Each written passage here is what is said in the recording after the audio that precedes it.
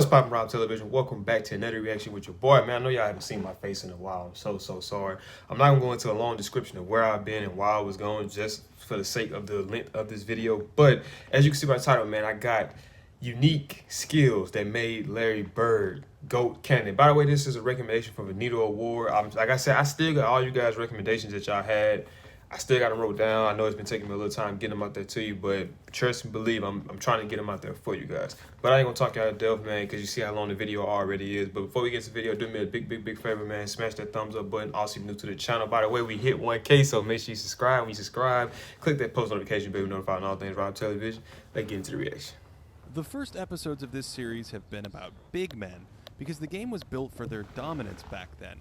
Less spacing and no three-pointer placed a premium on rim protection and on interior scoring. There were a few non-bigs who could hang with the Giants. Julius Erving's aerial wizardry earned him the MVP in 1981, and Oscar Robertson won the award in 1964 as a 6'5" guard. But Larry Bird was like none of these players. He was something entirely unique that the basketball world had never seen before and hasn't seen since. Where's Larry Bird in all this? Has it blocked by Olajuwon? And probably not going to see it again, truthfully. This series tackles one question: who was the best at his best? We start at the ABA merger and go through the best multi-year stretches, examining the legends who provided the most on-court impact. These are the greatest peaks.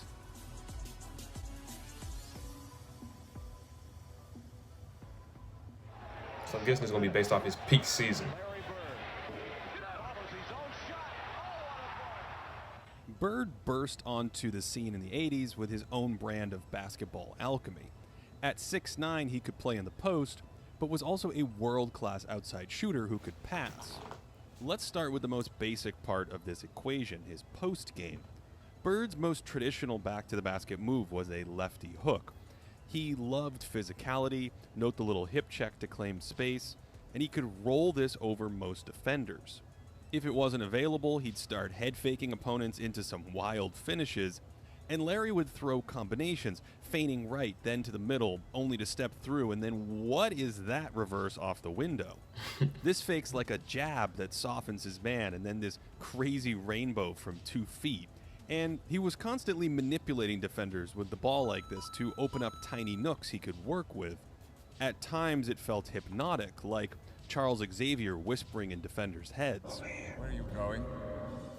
This is choreographed embarrassment because Bird had the league shook with his shooting, and they were on high alert because he could rock you in your face with this quick fadeaway.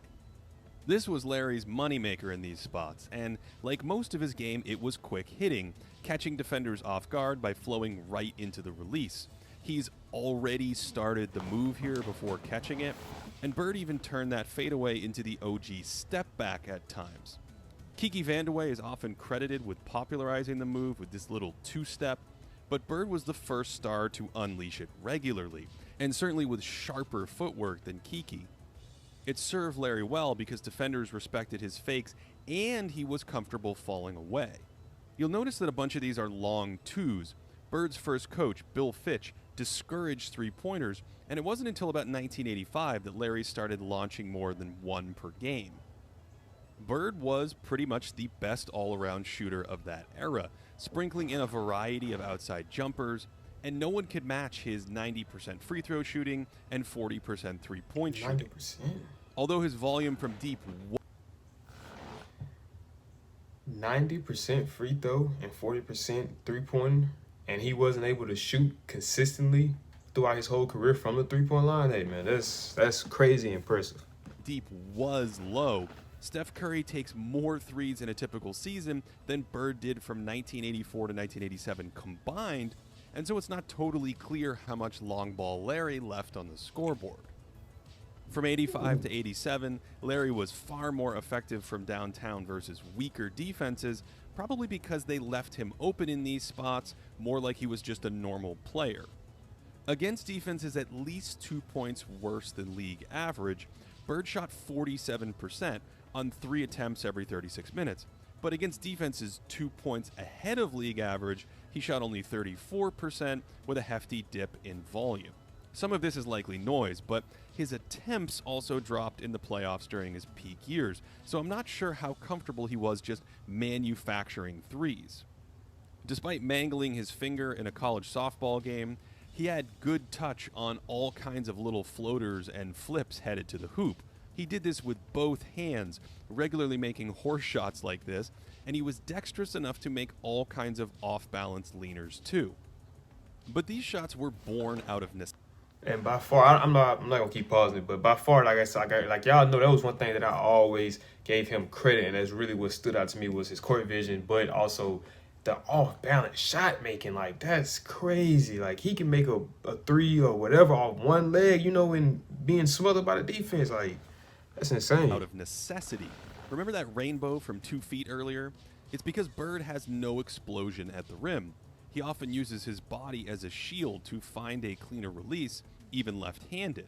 And these contortions were to make up for a lack of verticality. Bird actually missed a ton of layups. Oh, it's Walton. Where was I? Yes, the Miss Bunnies. He often took one dribble in these spots instead of getting all the way to the rim for a loaded-up contest. Because even at 6'9", he was at a disadvantage against bigs ready to jump. You may know that legendary game in Portland where he played left-handed. This is mostly a tall tale because he regularly needed his left hand to finish. Here in the post, he's going southpaw for a cleaner look because he's carved out space to his left and can't explode at the rim or leap over defenders.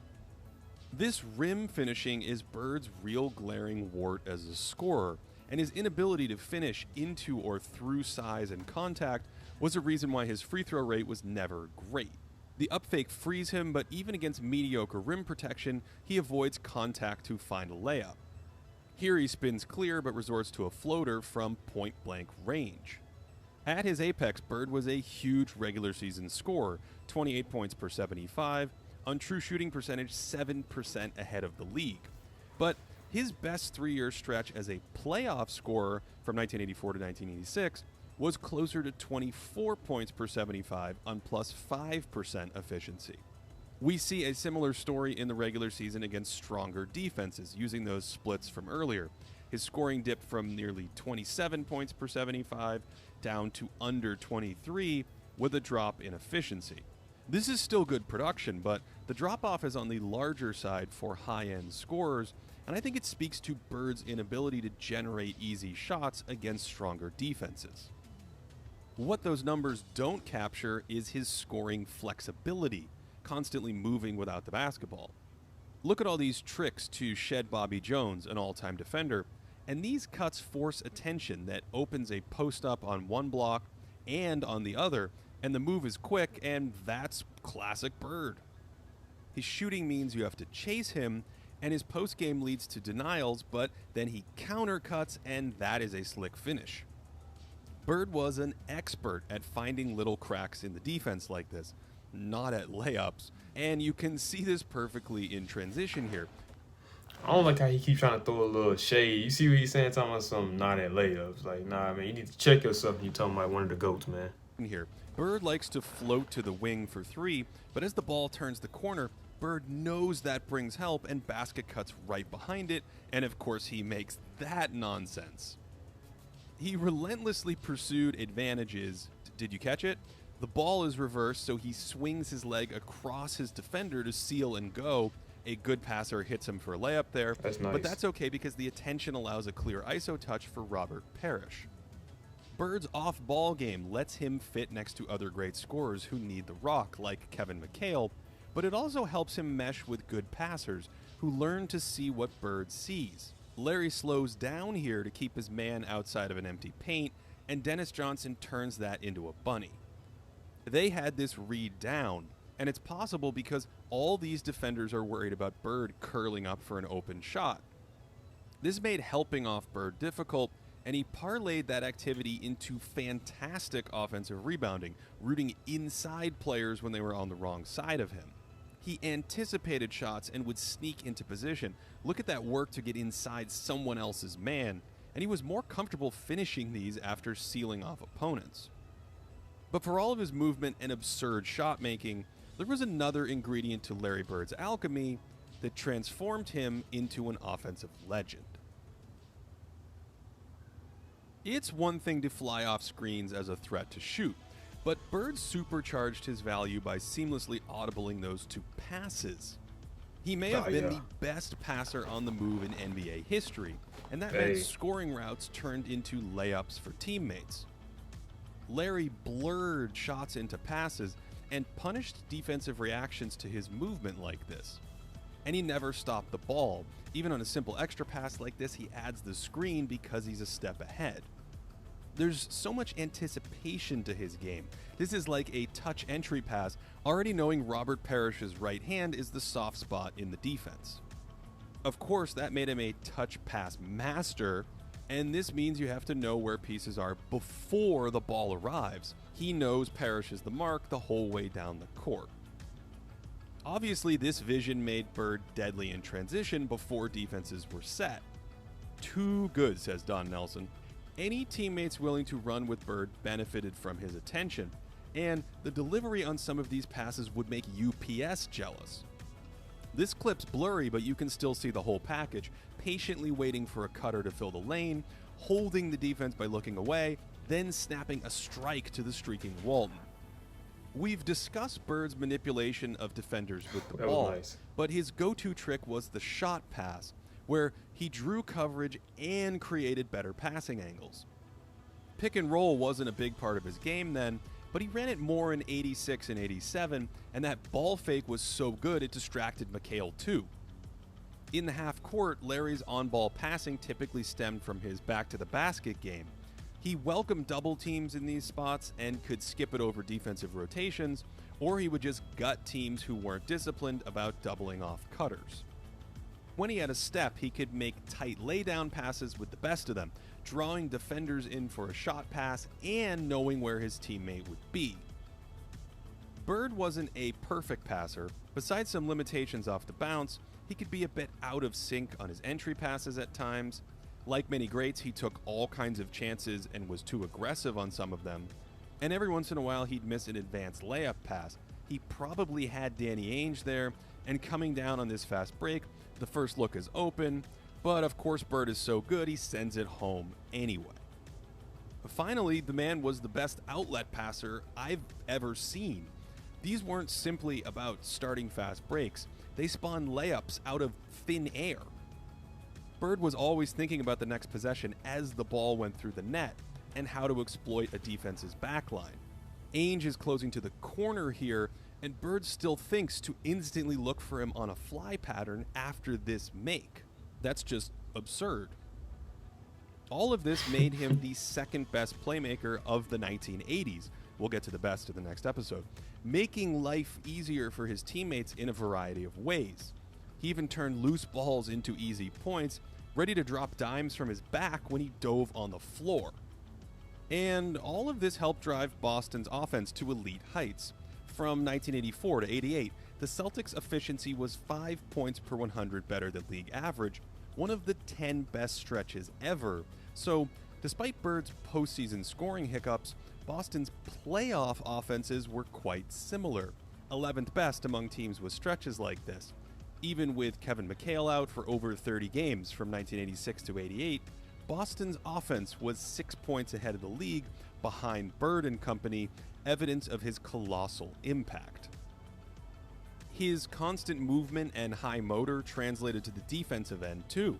After hopping around here until he found open pasture, Bird hightails it back to prevent a fast break, and Larry's defensive preference during the peak of his career was helping off his man in the paint to plug gaps or double team when needed. That court vision served him well in this role. He's rotating the second his guard gets a step, and Bird's wild jab alters it just enough. His lack of lift made these help attempts only marginally effective. He often rotated in time, but he wasn't springy enough to really swallow up shots. But basketball is a game of percentages, and Bird's constant presence was just enough to turn layups into misses at times, and sometimes these reactions helped make plays a touch easier for his teammates. Larry was just there constantly, and at 6'9" was large enough in spots to protect the rim fairly well for a forward. He had a small block radius and would offer little resistance if caught flat-footed, but Bird also made a surprising number of stands at the hoop, here stonewalling a young Michael Jordan just like an above-average big would. Only Bird played small forward in a lot of these lineups, so his paint presence became a solid positive next to two other bigs. His incredible hand-eye coordination allowed him to target blocks as the ball was released, and he averaged about a block per game during these peak seasons. He also augmented his rim protection by taking charges before it was in vogue, and his early positioning and outguessing games forced turnovers on drives like this. Now, Bird has been historically panned for his man defense, but I actually don't think it was too damaging. He was a touch too eager at times and could succumb to up fakes, but against most big forwards of that day, he held his own. On the outside, Bird's slow foot speed was a bit of an issue against slashers, but basketball was played inside 18 feet back then, so even with those clunky steps, teams couldn't really punish him. This was a fairly typical man possession for him, overplaying the drive and throwing up a decent contest. Although, just like in the post, he could get into hot water biting on up fakes in these spots. Here's Larry using mind games against a dangerous guard, jabbing toward the ball and then playing the drive left, and his reflexes were insane. His hands are down when this pass is thrown, and those reflexes made Bird a playmaker around the ball, making little kick-out passes difficult like a hockey goalie deflecting pucks out of the air. He also turned basic entry passes into an adventure at times, with what looked like a sort of basketball spidey sense. Those hands were strong and quick with NASA-like precision, and if you blinked, you'd miss their magic at times. And this phenomenal coordination made that low block tactic possible, and it also made his post doubles really effective, ambushing unsuspecting big men. Here's a possession roaming off his mark on the perimeter, trying to disrupt action, and then bouncing around the edge of the paint, plugging gaps. Here it's this cutter because the spot up three wasn't a threat then, and of course those hands made the double team effective. There's a cat and mouse quality to some of his possessions, where he's hoping to induce a mistake instead of just playing it straight up. So Bird's tailor-made for zoning up two players like this, where he can read a passer's eyes, and it all makes sense that the most memorable play of his career is a steal. Bird's eyeing this pass before Isaiah Thomas had the ball. Isaiah has said he never even saw Larry here. And then, of course, a layup pass with 3 seconds left, and Big Red cannot believe what he just saw. Most of Bird's defensive tricks weren't big gambles, but sometimes he did whiff, so there was a minor tax to pay for his level of aggression. But Larry rarely made errors or missed key rotations. He'd usually pounce in help situations like this, and overall, I think it's easy to see why he made consecutive all-defensive teams from 1982 to 1984. This value bubbles up when we look at Bird's handful of missed games in 1987 and 1988. The Celtics were only a point per game better than their opponents without Bird, or roughly a 45-win pace, but with him they were +7, or a 61-win pace. The changes in 1989, when Larry missed the entire season, were nearly identical. Perhaps more notable is what happened when McHale missed large chunks of time. The Celtics were a 64-win team with Kevin, and without him they played at a 57-win pace in 31 games. That means that Boston was still a borderline championship team without McHale, yet maxed out as an all-time team at 67 wins, because Bird could fit next to a star who ostensibly played his own position. That's incredibly impressive to me, and evidence that he's one of the most scalable players ever, able to fit next to a variety of high-end talent. Our historical all-in-one metrics are quite high on his peak, especially this version of box plus minus that's more sensitive to his playmaking impact. We should also note that some of his value comes from strong defensive rebounding, and he was always looking to throw a body on someone or fight for the ball in tough spots. Although this style did take a toll, and playing too many minutes meant he always risked wearing down during deep playoff runs. Larry's body did ultimately break down at 31, but before then, he reimagined what basketball could be. There still hasn't been anyone like him since. And while his defense wasn't always pretty, activity and anticipation made it fairly effective for his time. Sure, slightly better scoring would have put him in his own class on offense, but even without that, Larry Bird is one of the 5 greatest offensive players of all time. For more historical content and to support this channel, head over to patreon.com/thinkingbasketball and check out Thinking Basketball, the book, on Amazon. That goes deeper on a number of ideas explored in this series. There are also longer discussions on many of these players on the Thinking Basketball podcast. And if you're curious about stats from this video, there's an entire stat series on this channel. Otherwise, thanks so much for watching. I hope you enjoyed this one, and that wherever you are, you're having a great day. I am, buddy. It's always a great day whenever I get to react to Larry. 5 seconds to go. Magic with a hook shot. Scores with 2. Do y'all want me to react to that too as well, the Magic one? Because I will, y'all. All y'all gotta do is just let me know, and I might do it anyway. But if y'all let me know, to make sure I definitely do it. But that is it for the video, man. Let me know what y'all think about that. It was a pretty interesting video. I did not know that Larry was 31 when his body started to really kind of give out on him. And it's just like, just imagine if he had the resources and the technology and stuff for his body that we have now. He actually would have been able to play well, beyond that. But that's crazy though. But he pointed out some good some good, unique traits. Like the two that y'all know that I've been always bragging on about Larry was, for one, his touch passing. Like just for the ball to even just be coming your way and you just touch it and get it to the person that's open. Like that takes a next level type of vision to be able to do that. Also, his off balance shot making, man. The dude was doing runners from the 3-point line. Like in today's game, if I would have seen somebody do that before watching this, I probably would have laughed at him. And now seeing him do it on a consistent basis, it was crazy, man. But that is it for the video, man. If you did enjoy the video, do me a big favor, man. Smash that thumbs up button. Also, if you're new to the channel, man, make sure you subscribe. Click that post notification bell to be notified on all things Rob Television. Once again, man, thank y'all so much for 1,000 subscribers. And I will see y'all in the next video. I'm out to stay.